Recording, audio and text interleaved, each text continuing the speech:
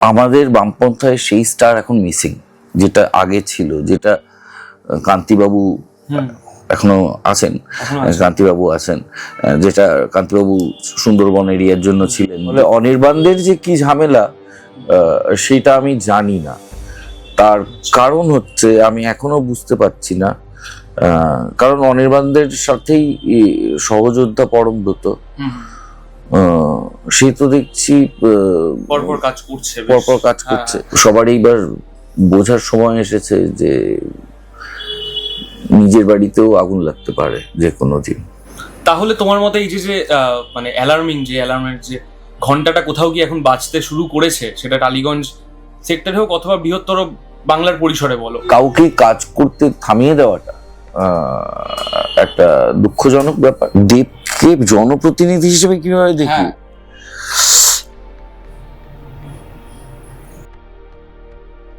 একজন মার খাচ্ছেন, প্রচন্ড মার খাচ্ছেন, মার খেতে খেতে চোখ মুখ নাক কান সবকিছু থেকে রক্ত পড়ছে, আর পর্দার ওপারে একটি বছর 5-6 ছেলে স্কুল থেকে যে সদ্য ফিরেছে, সে এতই কাঁদছে সেই দৃশ্য দেখে, কাঁদতে কাঁদতে তার মুখের ভেতরের যে ভাত সেটা পর্যন্ত লবণাক্ত হয়ে গেছে।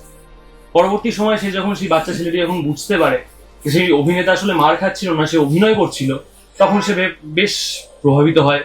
পরবর্তী সময় তার অভিনয় জীবন, তার ব্যক্তিগত যে সে ব্যক্তি এবং পেশা, এই দুটোকে কিভাবে সংঘাত না করে এগিয়ে চলতে হয় আমাদের বাংলা ইন্ডাস্ট্রিতে, সে অনেক ক্ষেত্রে অনেক মানুষকে শেখায়। সে রাজনৈতিকভাবে বেশ সোচ্চার, সে কথা বলে এবং সে নিজস্ব পডকাস্ট চালায়, অনেক কিছুই। এতক্ষণে বুঝতে পেরেছেন আমাদের সাথে যিনি আছেন, রাহুল অরুণোদয় ব্যানার্জি। নমস্কার, thank you, thanks for the lovely introduction. ধন্যবাদ। প্রথমত স্বাগত তোমাকে হাউতে। কেমন আছো? ভালো আছি, আই এম ডুইং ফাইন। আর কাজ করছি, এবং কাজের মধ্যে থাকতে পারার থেকে ভালো মানুষ কখনোই থাকে না, তাই ভালো আছে। এটা শুনে যেটা মনে হচ্ছে, যেটা বলছো যে কাজ করছো, এখন রাজনৈতিক এবং সামাজিক অবস্থায় আমাদের দেশের যে অবস্থা অথবা রাজ্যের যে অবস্থা, সেখানে দাঁড়িয়ে ব্যক্তি রাহুল এবং অভিনেতা রাহুল কেমন আছে? ব্যক্তি রাহুলের একটা সুবিধে আছে, ব্যক্তি রাহুল আসলে পল্লবগ্রাহী মানে যেটাকে আমরা বলি jack of all trades master of none. তো আমি অনেক কিছু নিয়ে খুব উৎসাহী। তুমি দেখবে আমি যখন কোনো কুইজ শোতে গেছি, আমি বহুবার জিতেছি। হ্যাঁ, 6টা মতন দাদাগিরি জিতেছি। তো আমি অনেক কিছু নিয়ে ইন্টারেস্টেড। তো আমি শুধু অভিনেতা নই, তো যখন অভিনয়ের কাজ কমে যেতে পারে, তখন আমি অন্যান্য কাজ ঠিক নিজের মতন করে খুঁজে বার করে নিই। সেটা পডকাস্ট হোক, সেটা আমার লেখালেখি হোক, সেটা আমার অন্যান্য কাজ হোক। তো আমি টিকে আছি। এই সময় টিকে থাকতে পারার থেকে বড় বিষয় আর কিছু নেই, সেটা বলতে পারি। তুমি যেটা বলছো যে টিকে আছো, সেরকম বাংলা ইন্ডাস্ট্রিতে আমরা দেখতে পাচ্ছি অনির্বাণ ভট্টাচার্য, ঋদ্ধি সেনের মতো অভিনেতা, যাদের হয়তো কোথাও গিয়ে টিকতে দেওয়া হচ্ছে না। আর বারবার প্রশ্নটা উঠছে শাসক দলের পক্ষ থেকেই হয়তো সেটা টিকতে দেওয়া হচ্ছে না। সেই ব্যাপারে তোমার কি মতামত? মানে এই ইন্ডাস্ট্রিতে যেটা চলছে, টালিগঞ্জ সেক্টরে যেটা চলছে। আমি অনির্বাণরা যে বিষয়টা নিয়ে আন্দোলন করছে, সেটা একেবারে আউটসাইডার। কারণ এই আন্দোলনের সূচনা হয়েছিল ডিরেক্টরস গিল্ডের তরফ থেকে। আমি নির্দেশক হিসেবে কোনো কাজ করিনি, আমার ডিরেক্টরস গিল্ডের সঙ্গে কোনো সম্পর্কই নেই।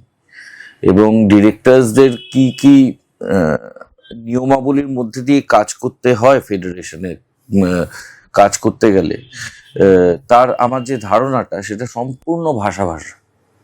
অভিনেতাদের তাই নিয়ে অতটা ভাবতে হয় না। এবং আর্টিস্ট ফোরামের সাথে অ্যাজ সাচ আমি যেটা মেম্বার, ফেডারেশনের কোনোদিন কোনো বিরোধ হয়নি। ফলে অনির্বাণদের যে কি ঝামেলা সেটা আমি জানি না।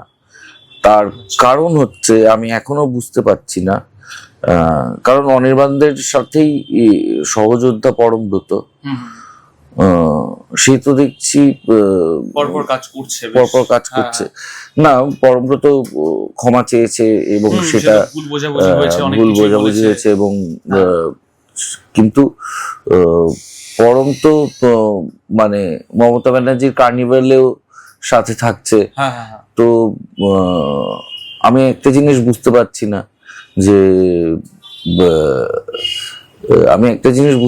না যে যদি তোমার সমস্যাই থাকে তাহলে তুমি মমতা ব্যানার্জির সাথে কার্নিভাল কি করে করো? মানে তোমার যদি দলটার সাথে সমস্যা থাকে তাহলে তো পুরো দলটার সাথেই সমস্যা থাকবে। কাজে আমার কাছে ওদের আন্দোলন নিয়ে ক্ল্যারিটি নেই। তবে এই দেশের মধ্যে কাউকে কাজ করতে থামিয়ে দেওয়াটা একটা দুঃখজনক ব্যাপার। এবং ঋদ্ধির যে ঘটনাটা ঘটেছে, এবং ঋদ্ধির ঘটনাটা বরং আমি অনেক বেশি সরাসরি জানি, কারণ ঋদ্ধির যে প্রতিবাদটা করেছে সেটা একজন অভিনেতা হিসেবে সেটা বেশ দুঃখজনক, সেটা বেশ অ্যালার্মিং, দুঃখজনক, ভয় পাইয়ে দেওয়ার অভিনেতা হিসেবে। এবং সেইখানে আমার মনে হয় সবারই এবার বোঝার সময় এসেছে যে নিজের বাড়িতেও আগুন লাগতে পারে যে কোনো দিন। তাহলে তোমার মতে এই যে মানে অ্যালার্মের যে ঘন্টাটা কোথাও গিয়ে এখন বাজতে শুরু করেছে, সেটা টালিগঞ্জ সেক্টরে হোক অথবা বৃহত্তর বাংলার পরিসরে বলো, সেটা তাহলে অ্যাক্টরদের বলো অথবা যারা ডিরেক্টর, তারা তো অনেক ক্ষেত্রে অ্যাক্টরদের সাথে একসাথে কাজ করে, যারা নতুন নতুন আসছে ইন্ডিপেন্ডেন্ট ভাবে কাজ করতে চায়, তাহলে তাদের স্ট্যান্ড পয়েন্টটা কি হওয়া উচিত? তাদের কিভাবে নিজেকে এগিয়ে নিয়ে যাওয়া উচিত? কারণ যখন তারা নিজস্ব ক্রিউ মেম্বার্সদের নিয়ে কাজ করতে যায়, তাদের ওই ট্যাগ দিয়ে দেওয়া হয় যে ওই গুপি শুটিং এইসব দিয়ে এটা করা যাবে না, ওটা করা যাবে না। তো কি করা উচিত এখানে দাঁড়িয়ে? দেখো, প্রত্যেকে এই পরিসরের মধ্যে থেকেই নিজের রাস্তা খুঁজছে। এবং যত যাই কথা বলি, এই ইন্ডাস্ট্রিতে ফেডারেশনের ভূমিকাটা অনস্বীকার্য। আজকে যদি একটা নিয়ম বেঁধেও না দেওয়া হয় এবং যে যার মতো করে শুটিং করে, তাহলেও এই ইন্ডাস্ট্রির এতজন টেকনিশিয়ান তারা কোথায় যাবেন সেটা নিয়েও ভাবার একটা প্রয়োজনীয়তা আছে। ফলেই মানে ফেডারেশন চাপিয়ে দিচ্ছে, এটা যেমন দাবি হিসেবে উঠে আসছে, এটাও সত্যি। ফেডারেশনেরও দায়িত্ব আছে টেকনিশিয়ানদের প্রতি, তাদের কাজ তারা ঠিক মতন পাচ্ছে কিনা, সবকিছু ঠিক নিয়মে হচ্ছে কিনা সেটা দেখার। কিন্তু এখন আমাদের কাছে মাধ্যম হিসেবে সব আছে। মানে আজকে তুমি দেখতে পাচ্ছ এই যে এটা তুমি বসে আছো যেটা, সেটা একটা বসার ঘর, আবার সেইটাই সহজ কথার অফিসও। হ্যাঁ, এখানেই তো বসে স্টুডিওটা, এটাই স্টুডিও, এখান থেকেই সব টেলিকাস্ট হচ্ছে। এবং এখান থেকেই এটা বাংলার অন্যতম পপুলার একটা পডকাস্ট, অবশ্যই বিজয়গড়ের একটা ঘর। তো এই পরিসরটা কিন্তু এখন আমাদের সবার কাছে আছে। আজ থেকে 10 বছর আগে আমাকে একটা ইন্টারভিউ শো করতে গেলে সবার আগে একটা চ্যানেলকে কনভিন্স করতে হতো, তারা জানতে চাইতো কোন কোন গেস্ট আসছে, তাদেরকে কতটা গদগদে প্রশ্ন করা হচ্ছে, মানে তাদের প্রেমের জীবন নিয়ে আমি কতটা উৎসাহী, তার কতজনের সাথে প্রেম হয়েছে সেইটা নিয়ে কতগুলো প্রশ্ন করছি। এগুলো সবকিছুর বাইরে যে আমি স্বাধীনভাবে একটা পডকাস্ট করতে পারছি, সেটা তো এই জেনারেশনের অবদান আমার প্রতি। এই জেনারেশন আমাকে দিয়েছে যে if you have something to say, you can say it independently. ঠিক তেমনই ইউটিউবকে মিডিয়া করে বা অন্য কোনো একটা মিডিয়ামকে মিডিয়া করে যে কেউ যে কোনো জায়গা থেকে ছবি এখন বানাতে পারে। এবং লোকাল ডায়ালেক্টে, মানে শুধু মুর্শিদাবাদে চলার মতন মুর্শিদাবাদের কিছু ইয়াং ছেলে মেয়ে কিছু কাজ করছে, আবার শুধু অন্য সেক্টরে। এবং এই যে অভিনেতা হতে গেলে তোমায় কলকাতার বাংলাটাই বলতে হবে, এবং এটা তো কেউ বলে দিতে পারে না যে অন্য জায়গার বাংলাটা বাংলা নয়, সেটা ইকুয়ালি বাংলা, সেটা। এবং সে তার নিজের বাংলাতেই পপুলার হতে পারে। বাংলার এতগুলো উপভাষা, এতগুলো আমাদের ডায়ালেক্ট, তো প্রত্যেকটা ডায়ালেক্টকে এখন সম্মান দেওয়ার জায়গা তৈরি হয়েছে। আগে কি হতো, তোমাকে কাজ করতে গেলে শুধু টালিগঞ্জেই আসতে হবে, ছবি পকেটে নিয়ে ঘুরতে হবে, স্টুডিও ভিত্তিক। এখন কত লোকাল স্টার আছে কত ছোট ছোট ইনফ্লুয়েন্সার আছে যাদের এখন যদি অর্থ সম্পত্তি এবং প্রভাবের কথা বলি, অনেক ফিল্ম স্টারকে অনেক বেশি। হ্যাঁ, তো এখন হতাশার পরিসর কমে যাচ্ছে। এখন যে কেউ নিজের একটা যদি বলার মতন ভাষা থাকে, সে পায়ের তলে একটা প্ল্যাটফর্ম নিজেই তৈরি করে নিতে পারে, তাকে কারোর দিকে তাকাতে হবে না। আচ্ছা, তুমি যেটা বলছিলে যে তুমি মানে ডিরেক্টরস অ্যাক্টরস যে আমি যে প্রশ্নটা করলাম সেখানে তুমি যে বলছিলে যে তুমি সেই অর্থে কোনো ডিরেকশন দাওনি, কিন্তু কলকাতা 96 তো তোমারই ডিরেকশনের সিনেমা, তাহলে সেই জায়গায় তোমাকে আমি হওয়ার কথা ছিল, সেটা তো ছবি বানানোর 2-3 দিন আগে বন্ধ হয়ে যায়। আচ্ছা, কেন বন্ধ হয়? প্রযোজকের সাথে মতানৈক্য, তিনি যা যা চাইছিলেন এবং আমি যা যা চাইছিলাম দুটো আলাদা ছিল। তো এইভাবে এগিয়ে গেলে সম্পর্কটা খারাপ হতো, ছবিটাও খারাপ হতো। তো আমরা দুজনেই ডিসাইড। এটা কি একেবারে ব্যক্তিগত ব্যাপার নাকি কোথাও কি আবার এটাও অন্য কোনো একটা ইনফ্লুয়েন্স? না না না না না না, কোনো ইনফ্লুয়েন্স নেই, এটা আমার আর প্রযোজকের ব্যক্তিগত। বেশ বেশ বেশ। আচ্ছা, এই যেহেতু তোমাকে প্রশ্ন করছি, অভিনয় জগৎ নিয়ে প্রশ্ন করছি বারংবার, যে আমরা দেখছি যে মমতা বন্দ্যোপাধ্যায় তিনি হাজরা মোড়ে এসআইআর কে কেন্দ্র করে যে জনসভা করছেন, সেখানে যারা সবে সবে নিজেদের ক্যারিয়ার শুরু করেছে অভিনয় জগতে, সিরিয়াল হোক বা কিছু কিছু ওয়েব সিরিজে, তারা গিয়ে মমতা ব্যানার্জি ঠিক পেছনের সারি অথবা দুটো সারি পেছনে তারা গিয়ে দাঁড়িয়ে আছেন। এটা কতটা যুক্তিযুক্ত বলে তোমার মনে হয়, অথবা কেন করতে হচ্ছে? তারা তো এমন, আমার দেখে যে তাদের ফেসবুক পোস্ট অথবা তাদের জীবনযাপন দেখে তো মনে হয় না তারা খুব রাজনৈতিকভাবে সে মানে ওয়াকিবহল বলে মনে হয় না। তাহলে কেন বারবার শাসক দলের সাথে থাকতে হচ্ছে? অন্যদিকে 21শে জুলাইতে বাস ভর্তি করে মমতা ব্যানার্জির সভায় নেতা মন্ত্রীদের সাথে অভিনেতা অভিনেত্রীরা আসেন। এটা সম্পূর্ণ নিজস্ব লোভ, সম্পূর্ণ নিজস্ব লোভ। কই আমাকে তো কেউ খুঁচিয়ে পাঠাতে পারে না। ওটাই, তুমি তো মানে একেবারে ঘোষিত বামপন্থী। হ্যাঁ, ঘোষিত বামপন্থী, এবং যখন ঘোষিত বামপন্থী ছিলামও না তখনও আমাকে কেউ 21শে জুলাইতে নিয়ে যেতে পারেনি। এবং এটার একটা সহজ পদ্ধতি আছে। আজকে যদি তুমি আমার ইন্টারভিউ চাও, যে হাউয়ের থেকে আমি তোমার ইন্টারভিউ নেব, আমার যদি তোমাকে দেওয়ার ইচ্ছে না থাকে, তাহলে আমার একবারে বলে দিতে হবে আমি দেব না, তোমাদেরকে পছন্দ না, আই ডোন্ট ওয়ান্ট এনিথিং, আমি দেব না। কিন্তু আমি যদি বলি তোমাকে পেটে ব্যথা, তাহলে তুমি 1 সপ্তাহ পর আবার ফোন করবো, নক করবো যে যদি একটু হয়, বা বলি দাদার বিয়ে, তাহলে তুমি আবার 15 দিন পর, দাদার বিয়ে তো 15 দিনের বেশি চলবে। সো তারা যথেষ্ট সৎ নয় যে বলতে পারে এই কথাটা যে আমি যাব না। তারা পেটে ব্যথা বলে, ফলে 6 দিন পর আবার ডাক পড়ে। আর বাকিটা বড্ড বেশি লোভী। শাসক দল তাদেরকে বলেও হয়তো নি যে তোমাদের থাকতে হবে, তারা আমি যাব করে দৌড়ে দৌড়ে গিয়ে মানে অন্যদের দেখছে, তারাও যাচ্ছে, নিরাপত্তাহীনতায় ভুগছে এবং দৌড়ে দৌড়ে যাচ্ছে। আচ্ছা, বেশ বেশ। একাডেমি অফ ফাইন আর্টস অথবা নধরের ভেলা, এইগুলো আমাদের কলকাতাতে শুধু বলবো না, বাংলাতে অনেক হলে রিলিজ করতে দেওয়া হচ্ছে না। আবার সেই শাসক দলের আগেনস্টেই কিন্তু সেই প্রত্যেকটা কথা আসছে। কি করা উচিত? মানে দেখো, নজরের ভেলায় প্রযোজকরা আমার বন্ধু, এবং নজরের ভেলা সম্পূর্ণ আলাদা ভাবে তৈরি, একাডেমি অফ ফাইন আর্টস সম্পূর্ণ আলাদা ভাবে তৈরি। নজরের ভেলা তো বলা যায় একটা ইন্ডিপেন্ডেন্ট ফিল্ম, একদম। একাডেমিও তাই, কিন্তু দুটো সম্পূর্ণ আলাদা way of making, way of pooling money, আচ্ছা, way of distributing. Academy of fine arts এর ক্ষেত্রে ওরা যে পদ্ধতিটা নিয়েছিল রিলিজের, সেক্ষেত্রে যারা রিলিজের সময় জুড়ে গেছিল প্রতীকদের প্রমোদ ফিল্মস এর একটা ডিসক্রিপেন্সি ছিল। তারা আগের বেশ কয়েকটা ছবির পেমেন্ট করেনি, যেটা গিয়ে ঝামেলা করেছিল। সেখানে তো অন্য কাউকে তো দায়ী করা যায় না। এবার নজরের বেলা যেটা বিষয়, নজরের বেলাকে রিলিজ করতে দেওয়া হচ্ছে না তা নয়, কিন্তু ইনফ্যাক্ট নজরের বেলাকে কলকাতা ইন্টারন্যাশনাল ফিল্ম ফেস্টিভ্যালে এবার দেখানো হয়েছে।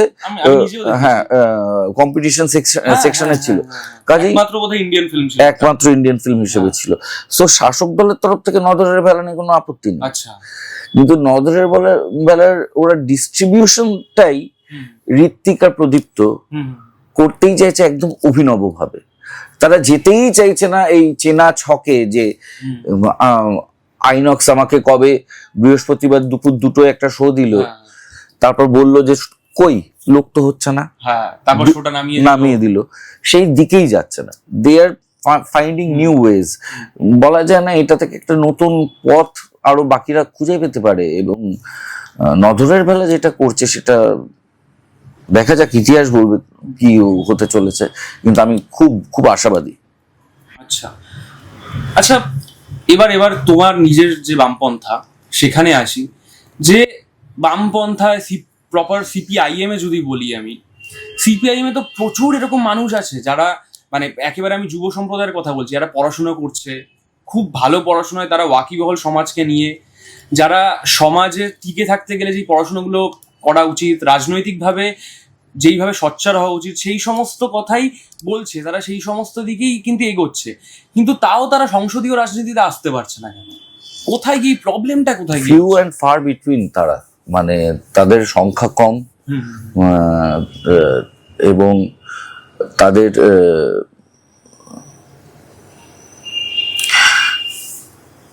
সর্বত্রগামী নয় তারা। মানে আমাদের এখনকার যারা নেতা নেত্রী তারা অনেকটাই বেশি নাগরিক। তাদের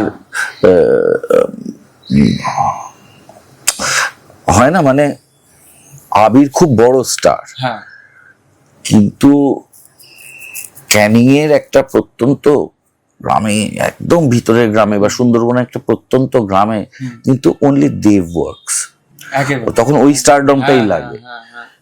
তো আমাদের বামপন্থায় সেই স্টার এখন মিসিং, যেটা আগে ছিল, যেটা কান্তিবাবু এখনো আছেন, কান্তিবাবু আছেন, যেটা কান্তিবাবু সুন্দরবন এরিয়ার জন্য ছিলেন, যে সুভাষবাবু দমদম এবং তার বিস্তীর্ণ অঞ্চল জুড়ে ছিলেন, সেই প্রভাবটা কম।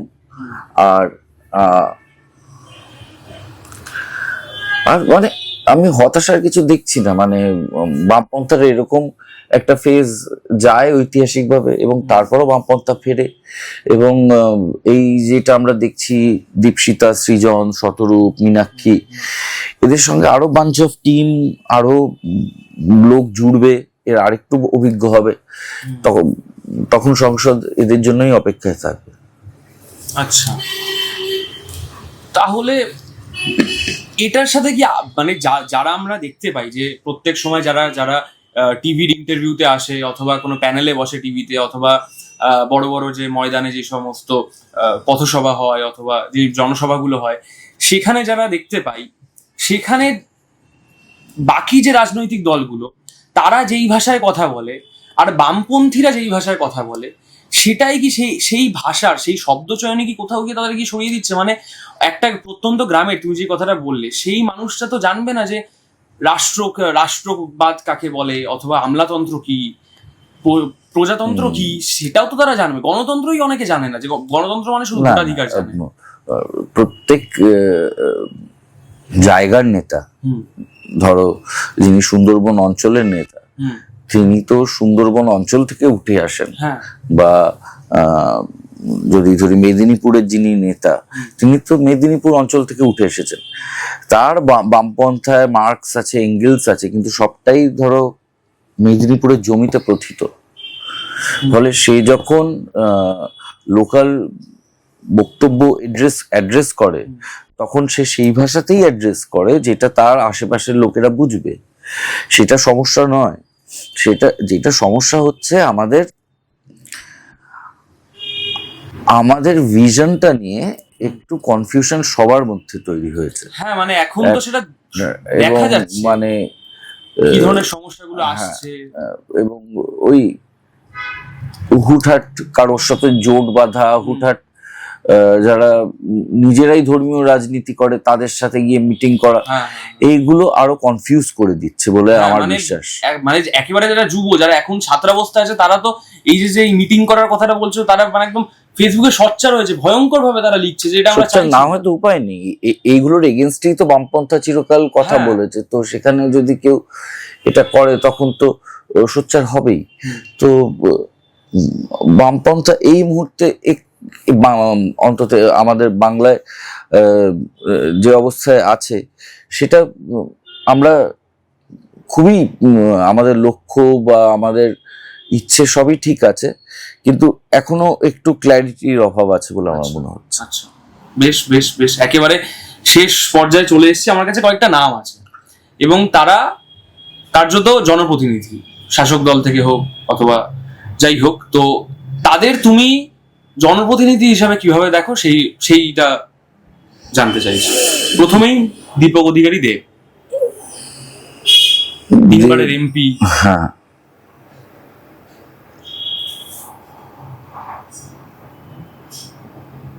দেবকে জনপ্রতিনিধি হিসেবে কিভাবে দেখি? হ্যাঁ,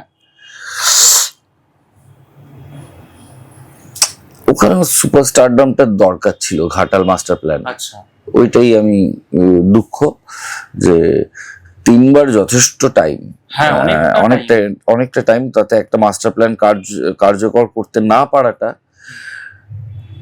হিরোরা তো এটা করে ফেলে। তো আচ্ছা, ওখানে আমি ওর হিরোইক্সটা পেলাম না। আচ্ছা, আচ্ছা, বেশ। সায়নী ঘোষ, যাদবপুরের মতো এত বড় একটা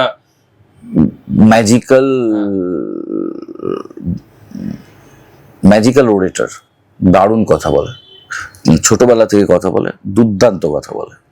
কথা বলে ভালো, কিন্তু আমি বলছি যাদবপুর তো ছোট একটা জায়গা না, বিশাল বড় জায়গা। তো সেখানে যাদবপুরের মানুষের জন্য ও সায়নী শুধুই কথা বলে, শুধুই কথা বলে। বেশ, সেটাই মুশকিল, শুধুই কথা বলে। ঠিক আছে। রচনা বন্দ্যোপাধ্যায় ভুল কথা বলে। আচ্ছা, আচ্ছা, গ্যালন কি সব, হ্যাঁ, ঠিক আছে। আবার মাঝে মধ্যেই বলে যেগুলো ভুল বলে। হ্যাঁ, সো আচ্ছা। বাবুল সুপ্রিয় আজকে কোন দলে আছে? আজকে তৃণমূলে আছে, এই মুহূর্তে তৃণমূলে আছে। ঠিক আছে, যখন রিলিজ করবে তখন কোন দলে থাকবে সে তো আমরা জানি না। তাহলে প্রচন্ড ভাবে সে হিন্দুত্ববাদী ছিলেন, মুসলিম দল বলতেন তৃণমূলকে, এখন তৃণমূল হয়ে প্রচন্ড লাফাচ্ছেন, এদের কি বলবো। আচ্ছা, চিরঞ্জিত চক্রবর্তী, তাকে নিয়ে তুমি একটা ইয়েও করেছো, পডকাস্ট। দুর্দান্ত মানুষ, হ্যাঁ, not cut out for politics. আচ্ছা, মানে উনি রাজনীতির মানুষই নন, উনি মিসফিট রাজনীতির জন্য। ওনার মতো মানুষ রাজনীতির লোক নয়। ওনাকে প্রচন্ড শ্রদ্ধা করি। হ্যাঁ, উনি একাডেমিয়ার লোক, উনি যে কোনো জিনিসকে বিশ্লেষণ করতে দারুণ পারেন, কিন্তু বিজ্ঞান মনস্ক লোক, কিন্তু রাজনীতি দীপকদার জিনিস না। আচ্ছা, বেশ। রাজ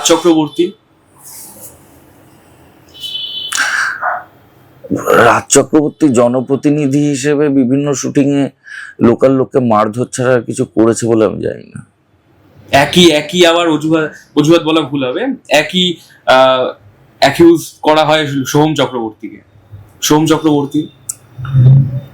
তার তো ভিডিও এসছে যে মারছে, এরকম তো ভিডিও এসছে। সোহম এরকম ছিল না, তৃণমূল এরকম করে দেয়। সোহম অদ্ভুত ভালো ছেলে। দেবকে তো এখনো করেনি। দেবের চেহারা দেখেছো, তাকালেই হয়ে যাবে, ওকে চেঁচাতে হবে না। দেবের একটা সিন ছিল, জুলফিকারের শ্রীজাতদাকে খুন করবে, শ্রীজাতদা বলেছে দেব আমাকে মারবে, ও শুধু বলবে ডাই, আমি মরে যাব। আচ্ছা, শেষ কাঞ্চন মল্লিক।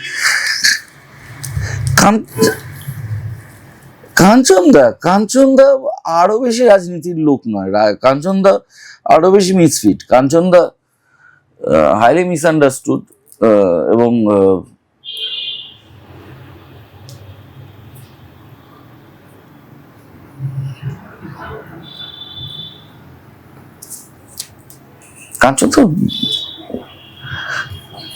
কাঞ্চনদার সম্বন্ধে জেনারেল যে পারসেপশন, মানুষের যে পারসেপশন, আর কাঞ্চনদা যে মানুষ, সেটা সম্পূর্ণ আলাদা। কাঞ্চনদা একজন, আমরা যারা কাঞ্চনদার সাথে দিনের পর দিন কাজ করেছি, আমরা জানি ওরকম সহ অভিনেতা হয় না। ধরো এই তো সত্যি বলে সত্যি কিছু নেই, আমাদের 12 জনকে নিয়ে গল্প, সেখানে কাঞ্চনদা এমএলএ গাড়ি করে এসেছে, শুটিং এ এসেছে, তারপর যখন পাঠ করছে তখন ঠিক এগিয়ে এসে, ভাই এই জায়গাটা এটা করলে কি কেমন হয় একটু দেখো তো। এবং সবসময় চেষ্টা পাশের অভিনেতা ভালো করুক, সবসময় চেষ্টা তাকে হেল্প করার। আমি তাকে জনপ্রতিনিধি হিসেবে তো পাইনি কখনো, তো পেয়েছি সহ অভিনেতা হিসেবে, সেখানে আমি তাকে 10-এ 10 দেওয়া ছাড়া আর কোনো পথ দেখছি না। আচ্ছা আচ্ছা, শেষ প্রশ্ন, যে তুমি তো বামপন্থী, সেখানে তুমি প্রত্যেক সময় ফেসবুকে লেখালেখি করো, অনেক বিষয় লেখালেখি করো, সেখানে গিয়ে এই যে এই আর্টিস্ট ফোরামের যে বিষয়টা অথবা ডিরেক্টরস গিল্ডের যে প্রবলেমটা চলছে, সমস্যা চলছে, সেখানে তোমাকে কোনো 11 পরবর্তী সময় থেকে আজকে 14 বছর 15 বছর হয়ে গেছে, তোমাকে কোনো সমস্যার কখনো সম্মুখীন হতে হয়নি? কারণ হতে হয় হয়তো, আমি দেখো তো কাজ তো পাই না, কাজকর্ম পাই না, কিন্তু ওটাকে আমি সবসময় যে সবাই না কিছু কাজ না পেলেই এরকম বলে যে আমাকে ও পার্ট দিচ্ছে না, এ পার্ট দিচ্ছে না, আমাকে এই ষড়যন্ত্র করছে, আমি এই রাজনীতি করছি, এগুলো সব নিজের মনকে বোঝানোর জন্য খেয়াল। কারণ দিনের শেষে ব্যবসা দিলে সবাই পার্ট দেবে, এবং দিনের শেষে এটা বিজনেসের জায়গা, এটা this is an office, this is a hardcore business place. তো আমি যে টাকাটা নিই সেটাও তো সাধারণ যে কোনো অভিনেতার মতো কম টাকা নয়, একটু বেশি টাকাই নিই, তো সেই জন্য কাজও কম পাই। তাই হয়তো ফেস করেছি, কিন্তু আমি ওটাকে পাত্তা দিইনি, কখনো কখনো সেটাকে বড় করে দেখিনি, কখনো নিজেকেও বোঝাইনি যে এটা হয়েছে বলে এটা হয়েছে। না, আমি ওভাবে দেখি না। ওভাবে দেখো না, আচ্ছা ব্যাস। তাহলে লাস্ট প্রশ্ন বলা ভুল হবে, তোমার থেকে একটা সাজেশন বলতে পারো যে একজন অভিনেতা হিসাবে, একজন বামপন্থী হিসাবে, একজন সর্বোপরি একজন মানুষ হিসাবে তুমি এমন কি কিছু বলতে চাও যে যেগুলো আমাদের মাথায় রাখা উচিত? সেটা রাজনৈতিক দিকে হতে পারে, সেটা সামাজিক দিকে হতে পারে, ব্যক্তিগত জীবনে হতে পারে, যে মাথায় রাখা উচিত, সেটা যে কোনো ক্ষেত্রে হতে পারে। মাথায় তো অনেক কিছু রাখা উচিত, তাও যেটা এখন তোমার সব থেকে বেশি রাস্তায় ঘাটে যখন তুমি হাঁটো তখন সব থেকে বেশি গায়ে লাগে, কোনটা? আমার সবটা গায়ে লাগে। আমার যে এই যে তামান্না শেখ কে মেরে ফেলা হলো শুধুমাত্র জয় সেলিব্রেট করতে গিয়ে বোমা দিয়ে, সেটা মাথায় রাখা উচিত। এই যে একজন 81 বছরের লোককে একজন কাউন্সিলর লাথি মেরে খুন করে ফেললেন, এটা মাথায় রাখা উচিত। ওয়াও মোমোতে যেভাবে মানুষ মরে গেল, সেটা মাথায় রাখা উচিত। সেটা নিয়ে কেউ কিছু বলছেও না, এখন মানে থেমেই গেছে পুরোপুরি সেটাই, এবং বামপন্থীরা বলে চলেছে। আমাদের বলাটাও এখন খুব একটা গুরুত্ব দিয়ে শোনা হচ্ছে না, সেটা একটা মিডিয়া। আসলে বামপন্থীদের একটা বড় সমস্যা হচ্ছে বামপন্থীদের কাছে এখন টাকা নেই, ফলে তারা মিডিয়াকে দখল করতে পারছে না, এবং গণতন্ত্রের একটা বড় কাজ হলো গণতন্ত্রকে, এই মিডিয়াকে দখল করতে পারা। সেই টাকাটা যেদিন আসবে হয়তো কাজে লাগবে, আমি জানি না সেটা হবে কিনা। আচ্ছা, এর আগে কি বামপন্থীরা এরকম করেছে? বামপন্থীরা মানে মিডিয়াকে, বামপন্থীরা এখান থেকে যখন গেছে তারপরই তোমার প্রাইভেট মিডিয়ার এই উত্থান, তারপরে প্রাইভেট মিডিয়ার উত্থান। এখন একই, তুমি আমার বাড়িতে এসেছো,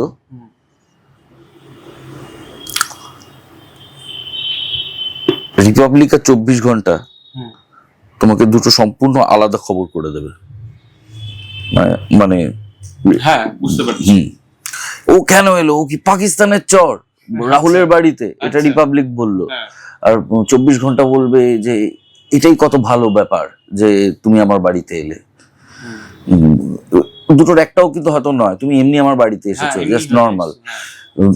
হ্যাঁ, ফলে নিউট্রাল মিডিয়া বলে তো কিছু নেই, সেটা গণতন্ত্রের পক্ষে একটা খুব বিপজ্জনক বিষয়।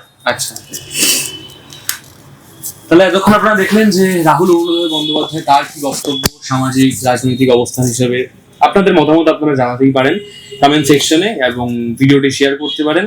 ধন্যবাদ, থ্যাংক ইউ।